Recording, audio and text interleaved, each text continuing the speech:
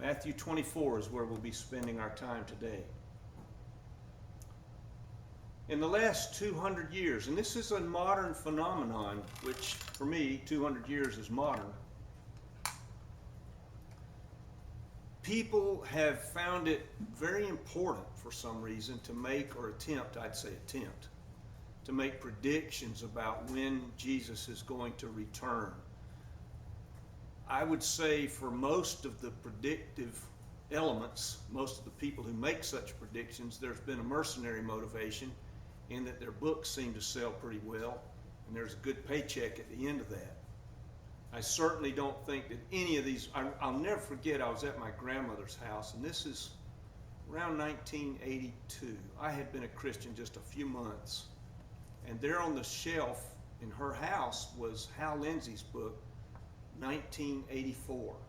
Not George Orwell, but Hal Lindsey, the evangelist and prophet, so he thinks. It said conclusively that 1984 was it. That was the year. Jesus was coming back, and he gave, it's a big book. I mean, it's a good-sized paperback, gave all the reasons. Well, of course, here we are, 2023, and Hal was mistaken. Hal's still around. He's still making predictions and trying to divine from the common current events when Jesus is going to return and when the kingdom of God will be on the earth. What's the proper stance for you and me as believers with regard to all of this? Let's take a look at Matthew chapter 24. I will begin reading in verse 23. If anyone says to you, "Look, here is the Christ," or "There he is," don't believe them. False messiahs and false prophets will appear, and they'll perform great signs and wonders to deceive, even if possible, the elect. Remember, Jesus says, I have told you ahead of time, which should have settled the issue. So then if someone says to you, "Look, the Messiah is in the wilderness," don't go out. Or, "Look, he's in the inner rooms," don't believe them. For just like the lightning comes from the east and flashes to the west, so the Son of Man's coming will be. Wherever the corpse is, there the vultures will gather. Immediately after suffering, the suffering in those days, the sun will be darkened. The moon will not give its light. The stars will fall from heaven, and the powers of heaven will be shaken. Then the sign of the Son of Man will appear in heaven, and all the tribes of the earth will mourn. They will see the Son of Man arriving on the clouds of heaven with great power and glory. Indeed, he'll send his angels with a loud trumpet blast, and they will gather his elect from the four winds, from one end of heaven to the other. Learn this parable from the fig tree. Whenever the branch becomes tender and puts out its leaves, you know that summer is near. So also you, when you see all these things, know that the night, that Jesus is near, right at the door. I tell you the truth, this generation will not pass away until all these things take place. Heaven and earth will pass away, but my words will never pass away.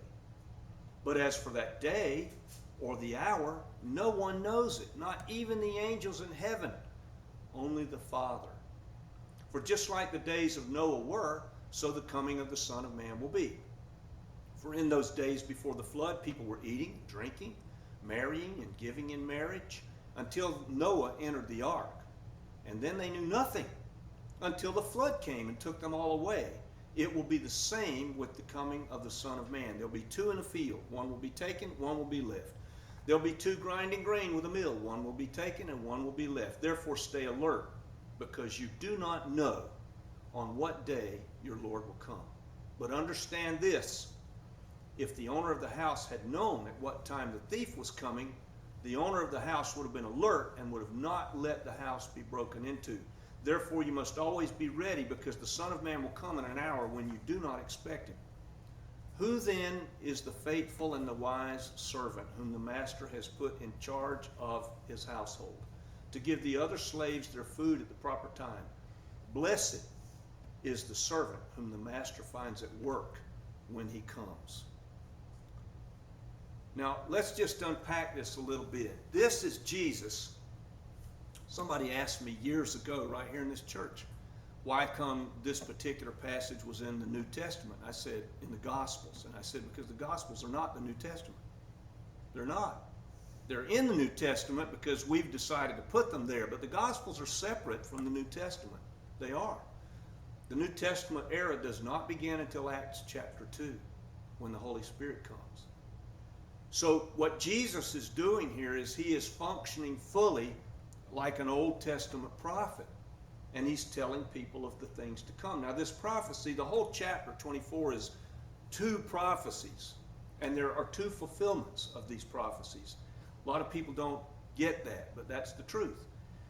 The first half of this chapter is where Jesus lists all the horrors that are going to come upon the Jews about 40 years after he's crucified. And they all happened, just exactly as he said. It's the same chapter where he says, you see the temple? Really nice place, really big. Looks like nothing could harm it. There won't be one stone left upon another here. I can't imagine. We move through our world every day with an expectation that tomorrow will be like yesterday or like today. And we can't imagine that this country could just in an instant be folded up and done away with. They thought the same thing about the temple. I mean, some of these blocks at the base of the temple weighed 40 tons. Who could imagine that somebody could tear all this down? And yet they did. The Romans did. The temple was destroyed. The abomination of desolation stood in the holy place. When Titus came in and overran the temple, the pagans were in the Holy of Holies, just as Jesus predicted they would be. Now that prophecy has 2 fulfillments. There'll be a day later when another abomination of desolation will stand in the temple. But Jesus told the people standing there that day, he said, when you see that, flee to the mountains. And they did not flee. Whole of Jerusalem was surrounded. Titus crucified upward of 10,000 people on the dirt burn that he had built around the walls of Jerusalem. People were starved out.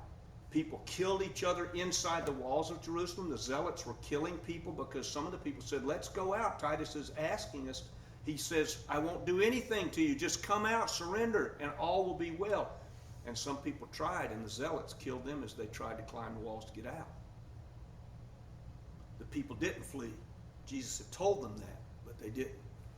You know, one of the aspects of politics that we see, and I just marvel that our politicians do not understand this. They think that everything, they think themselves to be so immune and so powerful, but it's not going to stand.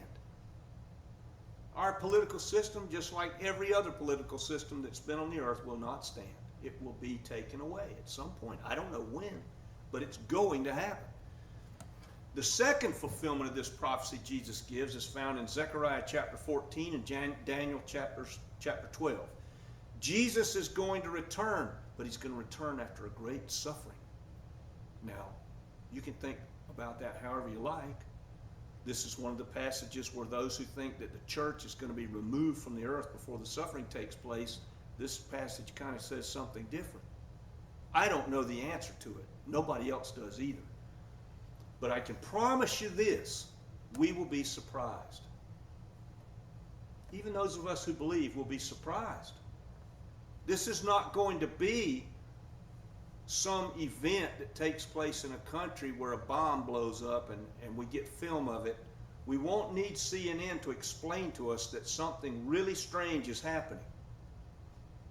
Nobody's going to need any news commentary when the stars fall from heaven and the sun is darkened and the moon doesn't shine and the Son of Man appears coming on the clouds. I just don't imagine there's going to be somebody standing there with a microphone that says CNN or MSNBC or anything else warning us about all these things that are happening. I think everybody's going to know something really strange is happening. The second coming is going to be completely different than the first coming. The first coming of Jesus, he comes lowly to a lowly family. The second day is not going to be like that. And this is such a Jewish perspective. The Jews had a perspective of the world that really was just in 3 sections. You had the creation, and it was followed by the fall. And everything, the second section is everything that follows the fall. And then the third section is called the Day of the Lord, when Yahweh resets everything as it was intended to be, and all who have ever lived and all who are living then will stand before him. That's the Jewish understanding. And this restoration that's going to take place and the coming of Jesus himself back into his world is going to be something that nobody's going to be confused about. Nobody's going to wonder, I wonder what's going on. I don't even know that anybody's going to be looking at a television when all this happens. It's going to be so immense and so frightening for a lot of people and so unbelievable. But then, as the scripture says, every knee will bow and every tongue's going to confess that Jesus is Lord. You see in 2 Peter this idea of scoffing. And then we see that today. But that's going to end. Nobody's going to scoff. Nobody's going to say, wonder where he is. This to me, if you read this text, this is all the text we need in order to understand that there should be no confusion about when the Messiah is going to return. When he returns, we will know it. This is why I am just so blown away that people can go out, like in Waco, and follow David Koresh, who claims to be Jesus. He claimed to be the Messiah on the earth, and that people would believe it. Why would they believe that? You've got clarity here by the Messiah himself. There shouldn't have been any confusion because this text is so clear. We don't know when, but we know that when it happens, we'll know it. We don't need a David Koresh or anybody else to come and say, just like Jesus warned us, I am he. There'll be people who will come and say, I'm he. Look there, look here. You know, it's interesting to me, we live in a time when a lot of the governments of the world and a lot of people are very worried about an alien invasion from some superior race of beings from somewhere. And let's face it, I don't know what UFOs actually are, but some of the stuff they do tells me if these are beings from another world, they're a lot smarter than we are. And there's not going to be much we can do about it if they decide to not be friendly. Well, there is a day coming when there will be an invasion. And it'll be an invasion that the whole world has full recognition of, and there won't be any questions. It's coming from a vastly superior civilization. It'll be God's civilization. And then what about people who believe in that day? Jesus tells us very clearly here in this text, the angels will be given charge over the believers. Now, I don't know exactly what that means, but what it tells me is we're going to be watched over during the suffering. How's that going to work out? I have no clue. No clue. But it does tell me I don't need to worry about it. I don't need to worry about it. Whether the believers, all of us, or whoever's there at that time in history go through all of the tribulations and the terrible things that Jesus predicts, maybe they do, maybe they don't. I don't know. But there's a beauty to it. There'll be no more funerals, no more partying, no more pain. Once Jesus restores everything, everything will be made new. And Jesus will be on the throne, and we'll all be his subjects. And everything will be as it was intended to be. Now, Jesus talks about this generation not passing away until these things happen. He's speaking of the Jews. And the Jews are still with us, aren't they? I mean, one of the greatest testimonies to me that God exists is the fact that this nation of people who claim that they had an encounter with God are still with us today with the same claim. We had an encounter with God. That's just astonishing to me. And when we're all gathered, we'll be one nation under God. Just one.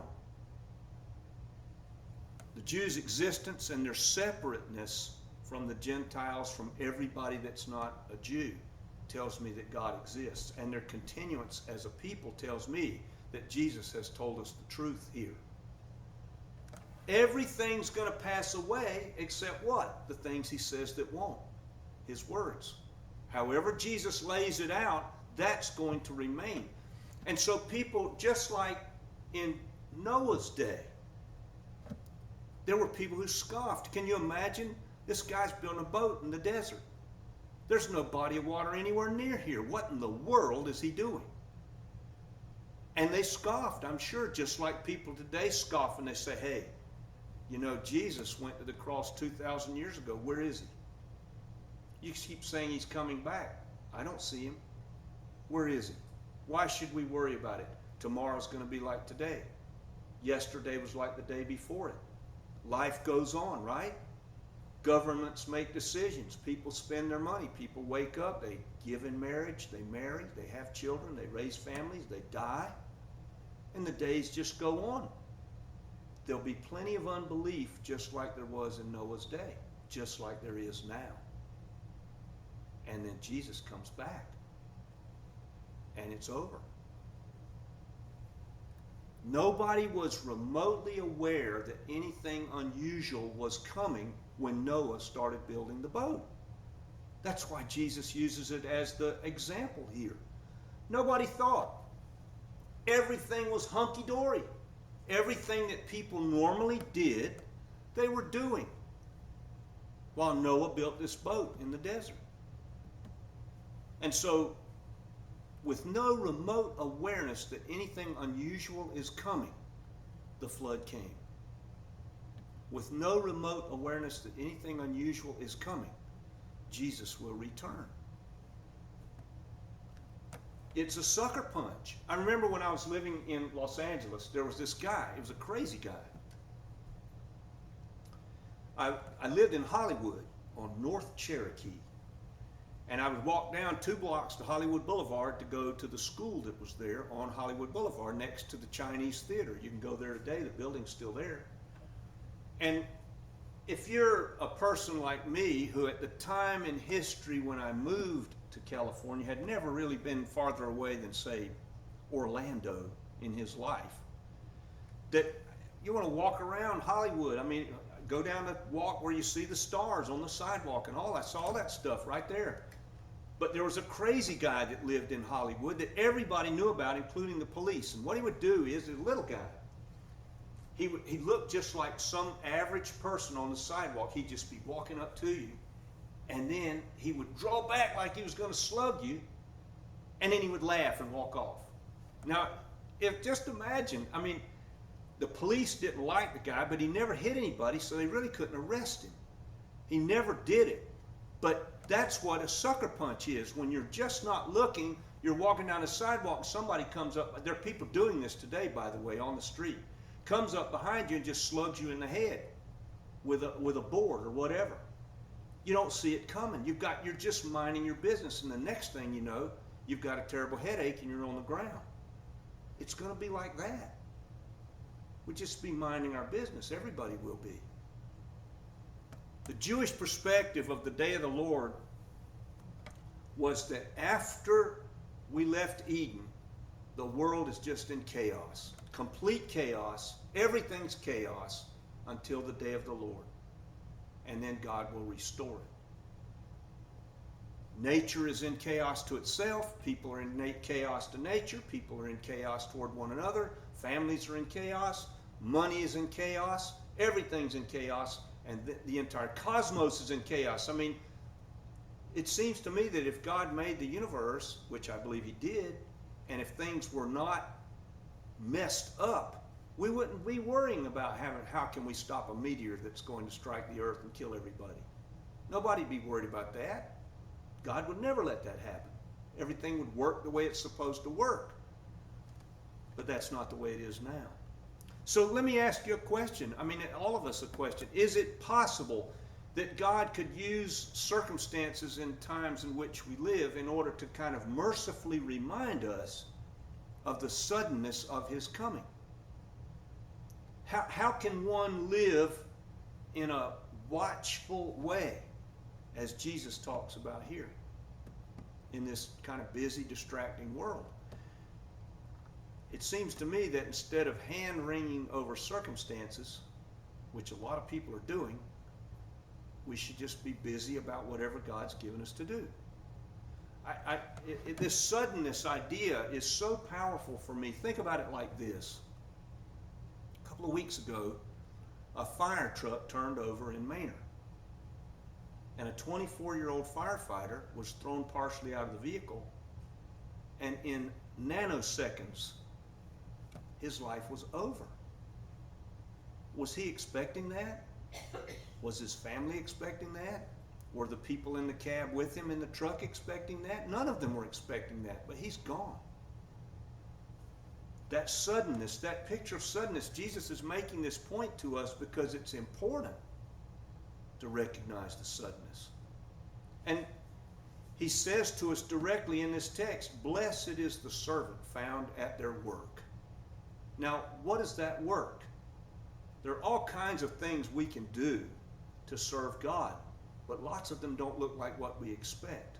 Jesus said so clearly, he said, the person who gives one of these little ones a cool cup of water in my name will not lose their reward. An insignificant thing, the cool cup of water, the kind word, the friendliness, the giving of oneself to one's spouse, the giving of oneself to one's children, one's friends, the little stuff, the stuff that is 99.99 and just keep adding the 9% of what we do every day. They're the hardest places to live as a real disciple. And yet those things compose most of our life. When Jesus says, blessed is the servant who's found at their work, that's our work. To be a disciple in the smallest things of living. There's one thing this passage tells us not to do, if I'm reading it correctly. To not spend our time trying to figure out when Jesus is coming back. Now, I've got several friends for whom this is just life vital important for them. To notice every little thing that happens in Israel, to notice every little thing that happens in wherever, and try to plug it into some kind of, you ever see somebody take all those thumbtacks and strings and connect stuff all over the place and say, see? That's what they're trying to do. I read a scholar this week in preparation for this sermon who said it was, in his mind, now I don't know if I agree with this or not, but there's something to it. He said he thought it was blasphemy for us to try to figure out when Jesus is coming back. You know how he comes to that conclusion? Because Jesus says, I don't know, the angels don't know, only God knows. So why would we think it's our purview to try to figure it out? We were given one job. Be faithful about the work until he comes. And that's the end of it. That's our job, to live as ready. One thing we can fail at, I think, is to think there's plenty of time. Because if it's like the days of Noah, we can be minding our business and time's up. Time's up. I wonder how that 24-year-old firefighter thinks about plenty of time. None of us knows how much time we've got. So Jesus is asking us to simply be going about the business of being a disciple, to be what he asks us to be in the moments, not big stuff, the little stuff, and nothing more and nothing less. I don't know where everybody is today, but if I've said anything about which you've got